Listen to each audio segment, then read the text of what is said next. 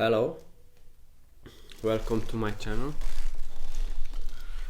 Today I'll try to talk to you about Sigmund Freud and yeah, some of my comments on what I recently read about him. I read recently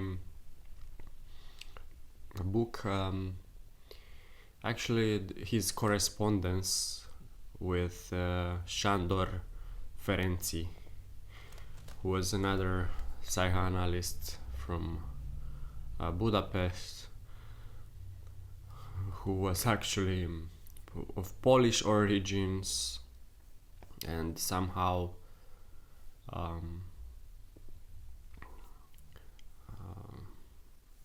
settled in Budapest and had a lengthy correspondence in early 20th century with Sigmund Freud, who was in Vienna, and this Sandor Ferenczi was basically, I don't want to be insulting, but he had a differential attitude, a child to father attitude towards Sigmund Freud, and this is obvious from their correspondence. And what I also know recently, Freud is somehow considered as outdated, and many of his, let's say, discoveries being not validated or falsified empirically by later research. And let's list Freud's achievements. So one is the Oedipus complex, that the child hates the father and wants to kill him, and he's in love with the mother. The other is that homosexuality can be cured, and it's a type of neurosis, and it also stems from perverted Oedipus complex, hate of the mother instead of the father. And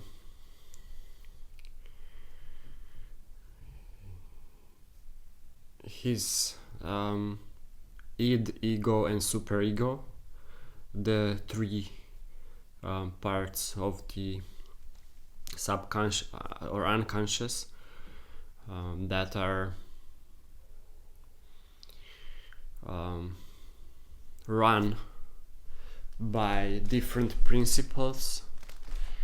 So the superego is run by the reality principle, the id is run by the pleasure principle, and the ego is the place where these two forces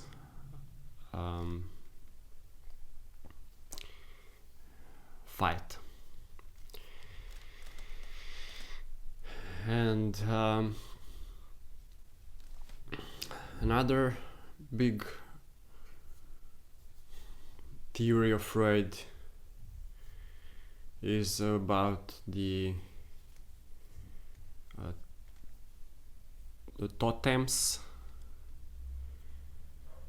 So objects correlated to various experiences in your life, traumatic or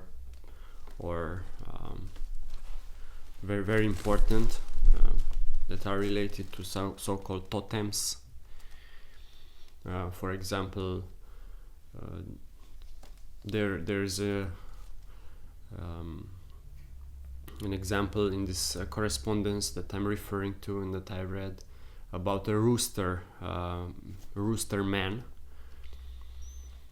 So one individual has a traumatic experience in his childhood, where a rooster just bites his penis, and somehow this follows him all his life, and has fantasies with chickens, and he fears a penis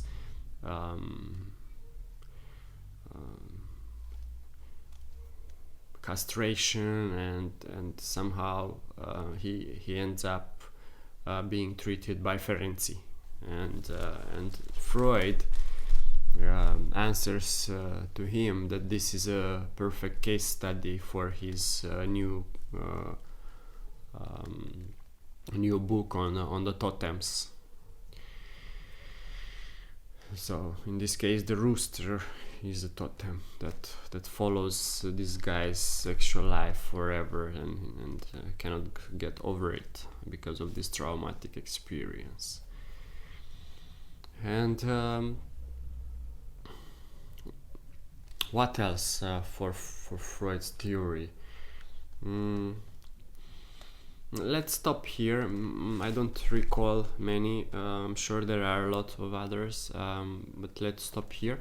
I want to mention something very interesting that I observed in reading the book. So Freud was very rich by 1910 or so. In this period, the correspondence takes place, and so he is very rich. He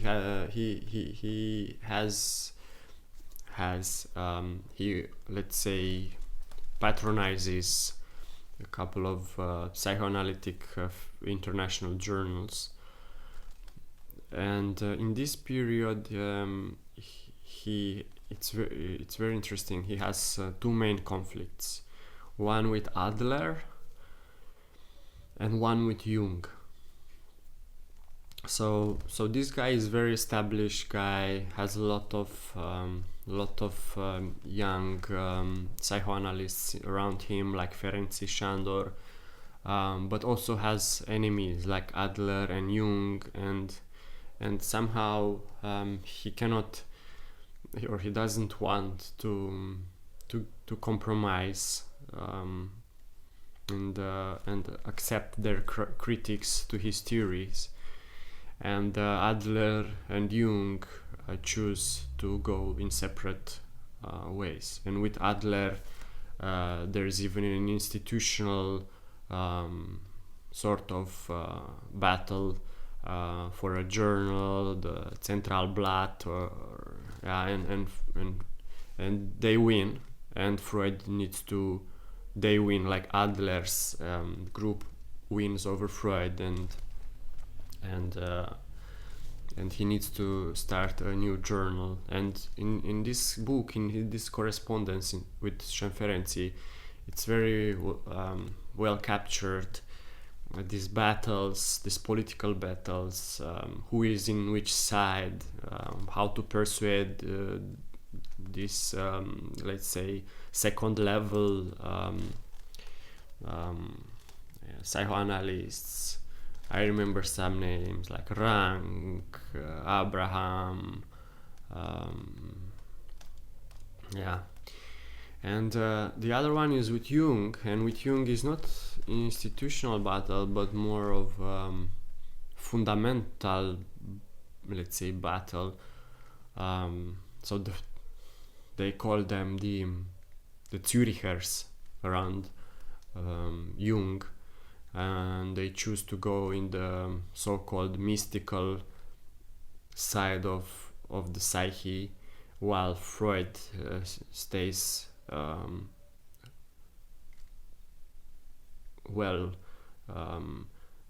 fixed on his